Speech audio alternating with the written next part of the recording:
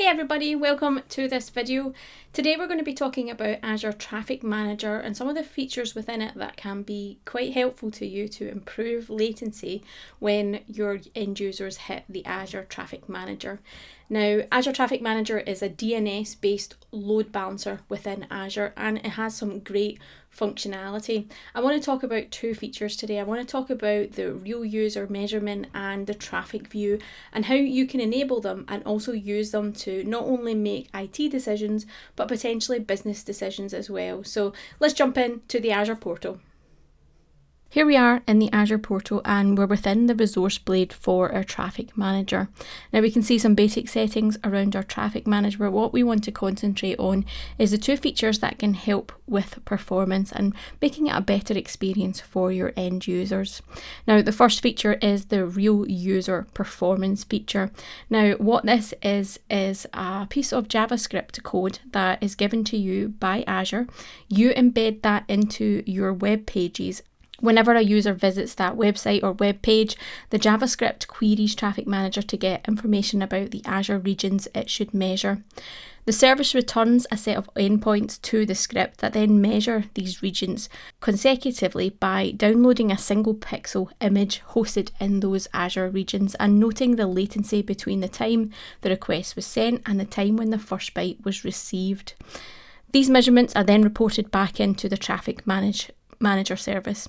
Over time, this happens many times and across various different networks, leading to ultimately Traffic Manager getting a more accurate picture or more accurate information about the latency characteristics of the networks and where your end users reside. And this information is slowly built into the Traffic Manager routing decisions. And as a result, it leads to increased accuracy in these decisions based on the real user measurements sent. So it's a really powerful feature that I recommend that people look at embedding into their web pages and websites.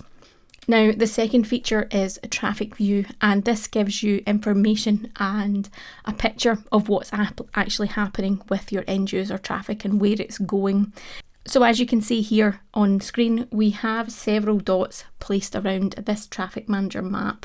The blue dots represent the endpoints, and if we click into each of those, we can see which endpoint has serviced traffic, and we get some latency information as well. We can see the latency that's been really quick for our end users and the latency that's been really slow.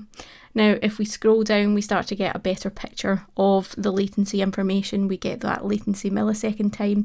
We also get destination IPs and which endpoint that it's went to.